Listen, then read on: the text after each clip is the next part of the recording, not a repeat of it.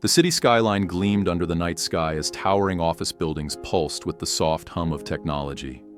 Inside Hayes Tech headquarters, the sterile glow of fluorescent lights reflected off pristine glass walls.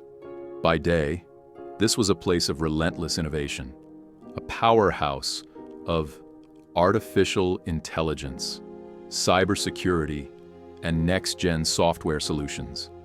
But by night, when the executives had gone home and the corporate facade faded, the true culture of the company emerged.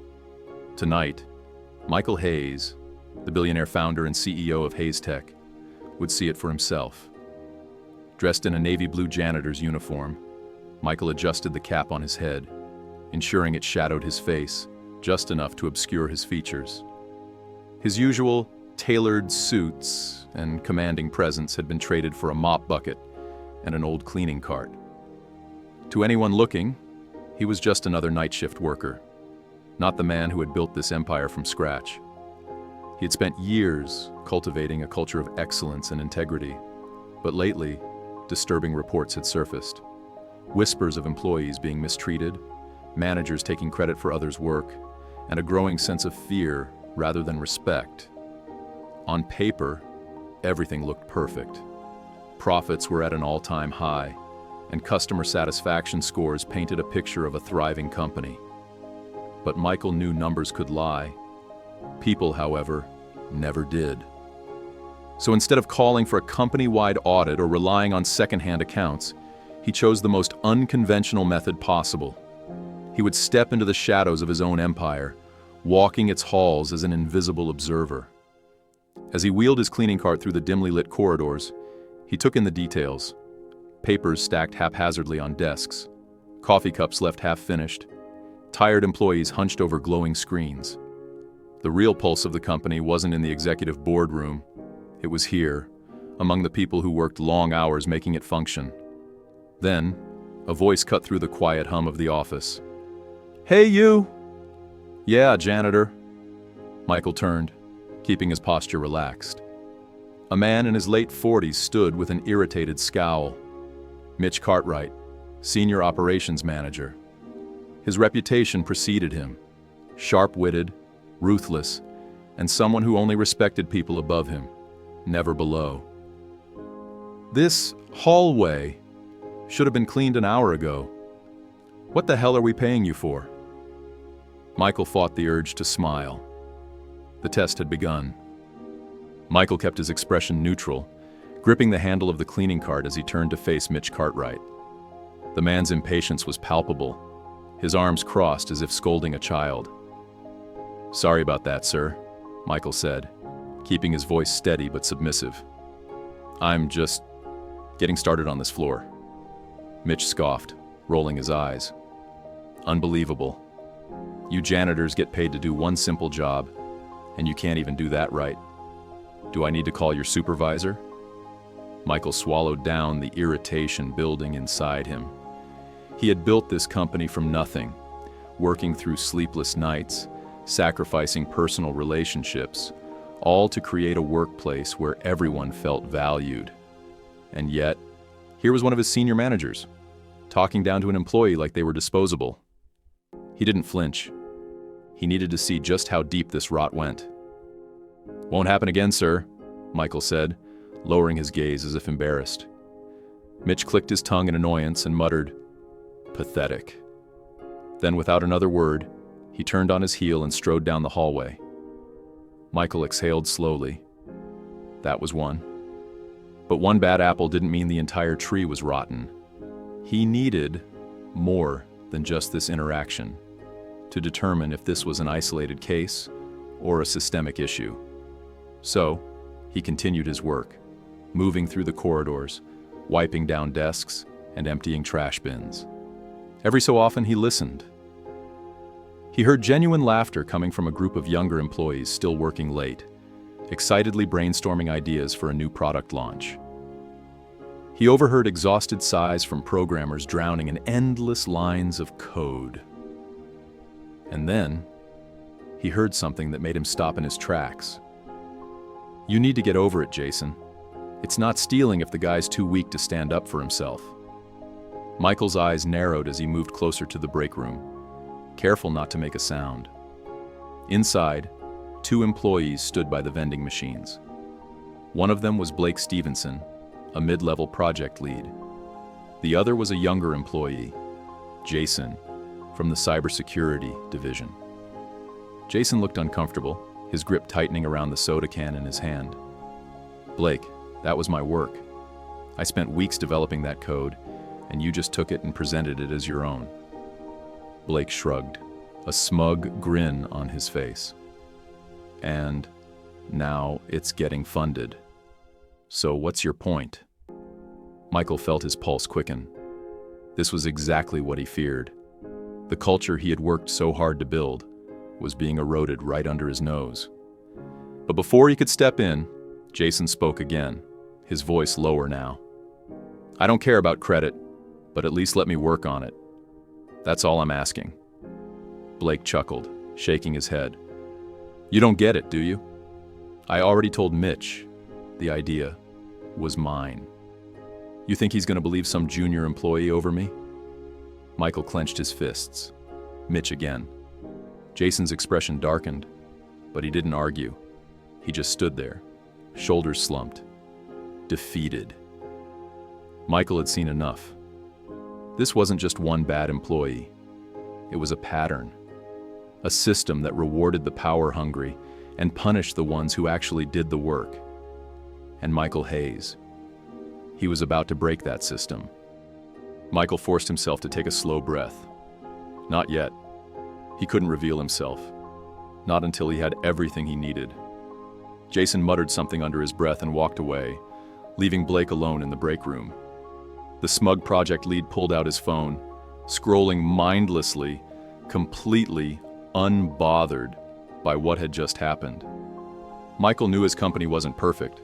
No corporation was. But he had believed in the integrity of his team. Now he saw the cracks forming at every level. Managers preying on employees, talent being ignored, hard work being stolen, and worst of all, no one seemed surprised by it. He had one goal now: find the people who were worth keeping and expose the ones who weren't.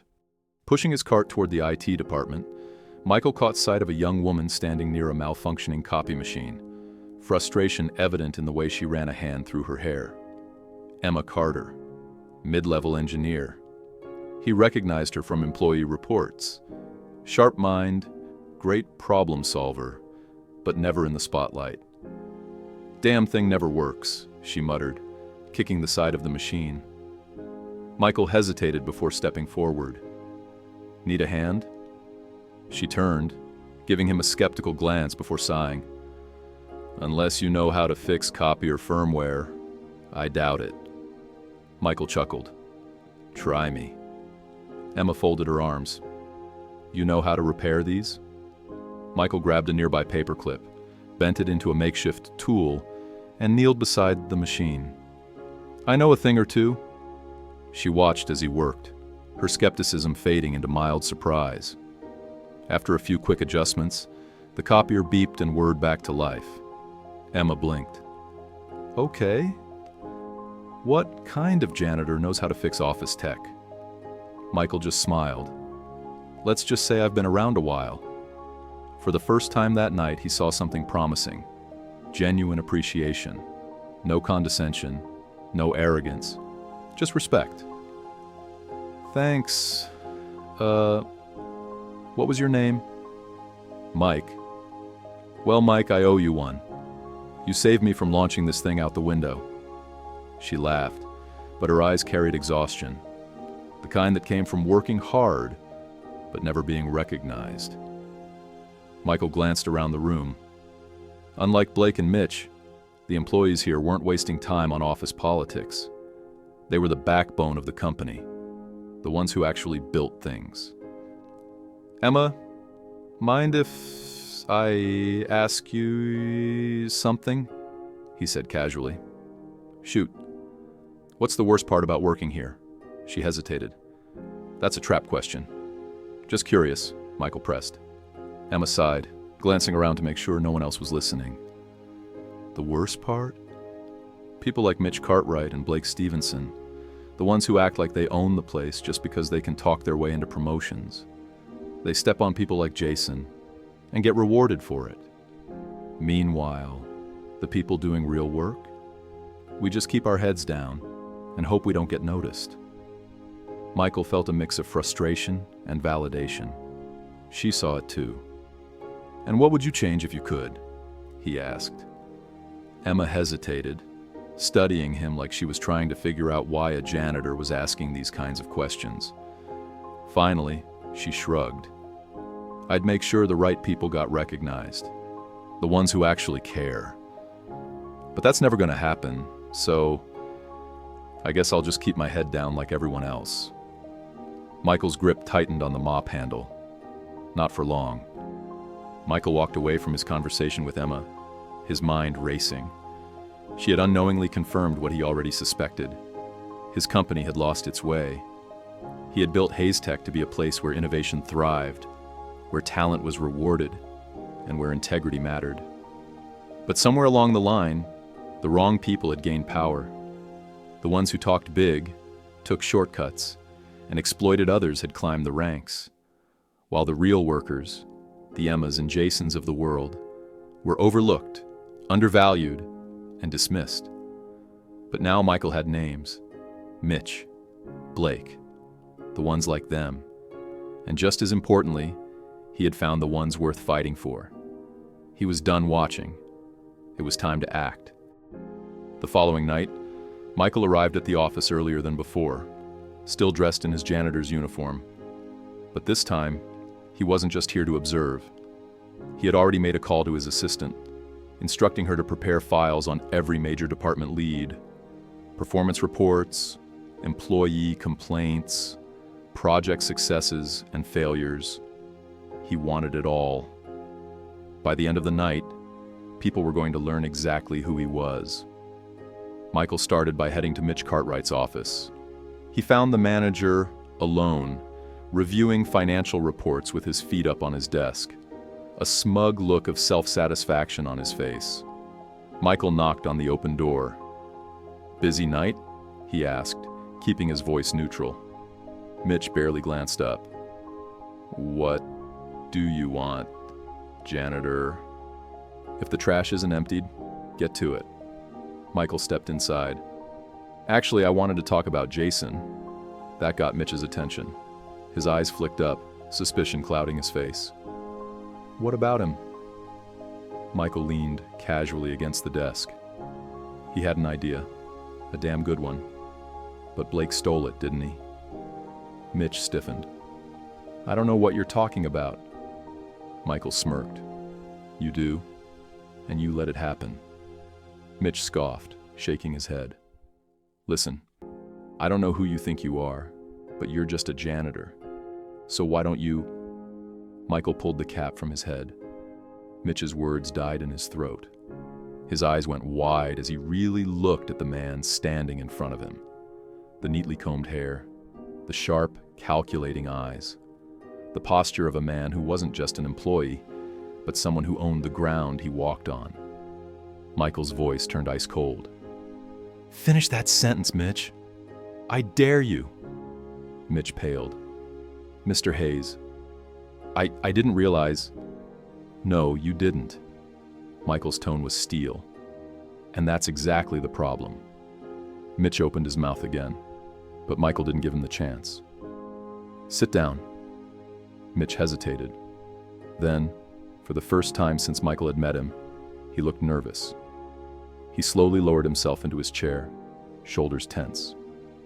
Michael picked up a stack of reports from the desk, flipping through them as he spoke.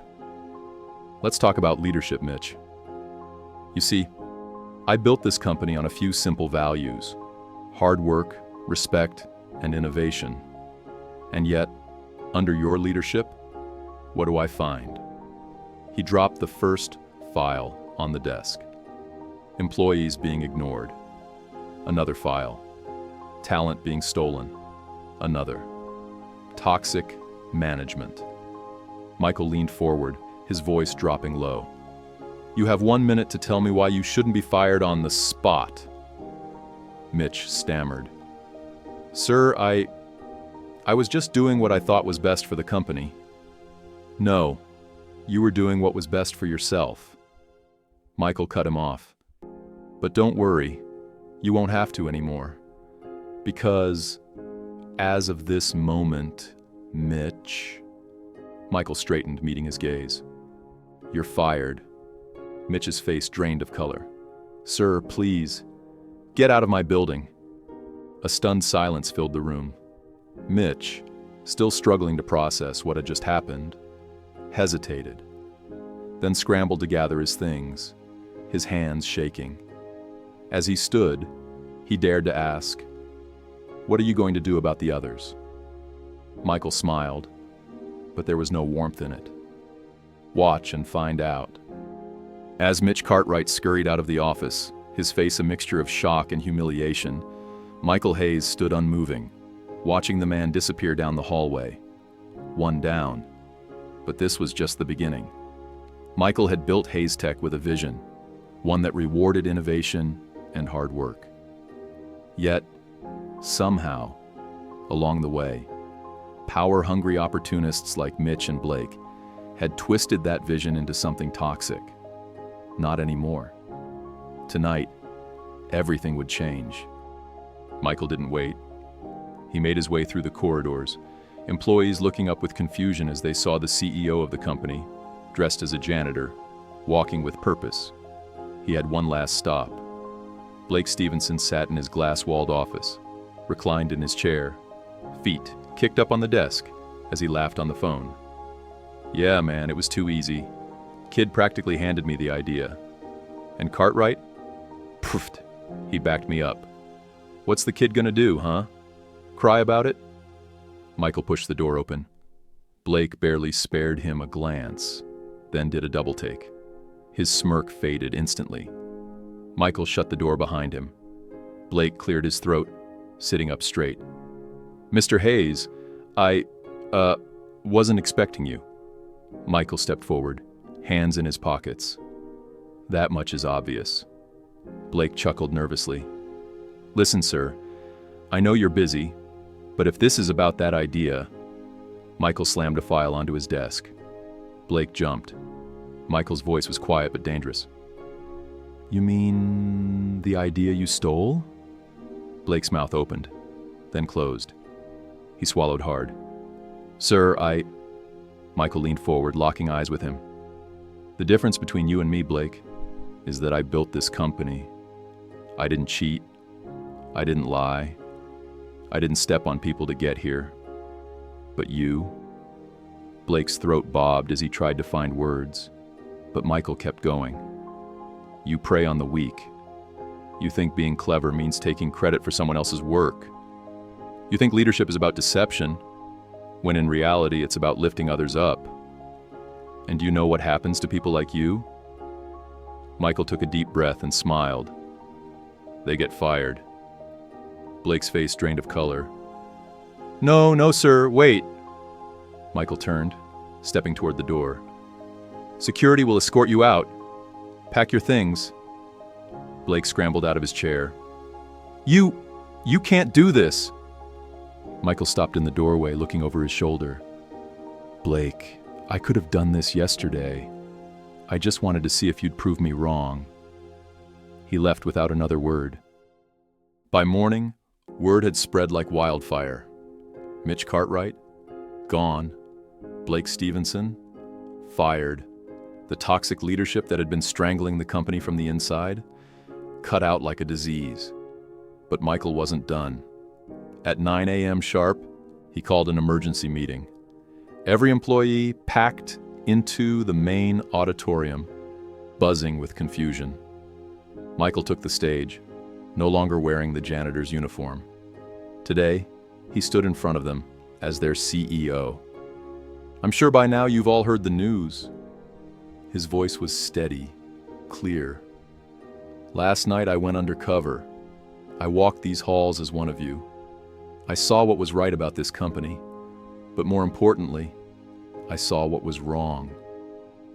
A hush fell over the room. Employees exchanged glances, some looking uncomfortable, others hopeful. Michael continued. We lost our way. Somewhere along the line, we stopped rewarding the people who actually do the work, and we started letting the wrong people make the decisions. That changes today. He took a deep breath. Effective immediately, we're restructuring how promotions work. Hard work will be rewarded, innovation will be recognized, and for those of you who have been overlooked, I see you. There was a shift in the room, a spark, then applause. It started small, but then it grew, louder and louder, until the entire auditorium erupted in cheers.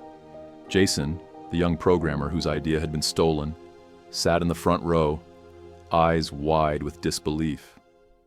Emma, the brilliant but unnoticed engineer, crossed her arms, smiling to herself. Michael stepped back, watching the energy in the room shift. This was the company he had dreamed of, and today, he had finally taken it back. The legacy begins. In the weeks that followed, everything changed. Jason got the promotion he deserved. Emma was made lead engineer on a new project. Housekeeper became a place where employees thrived, not just survived. And as for Michael, he no longer needed to go undercover, because now, his people knew. He was always watching, not to punish, not to intimidate, but to protect what he built. And this time he wouldn't let it slip away again. So, what do you think? If you were in Michael Hayes' shoes, would you have gone undercover to see the truth for yourself? And more importantly, have you ever worked in a place where hard work was ignored while the wrong people got ahead? Share your thoughts in the comments. Let's talk about it, because maybe, just maybe, stories like this can inspire real change in the world. And if you enjoyed this, don't forget to hit that like button and subscribe for more incredible stories that challenge the way we see success, power, and leadership. See you in the next one.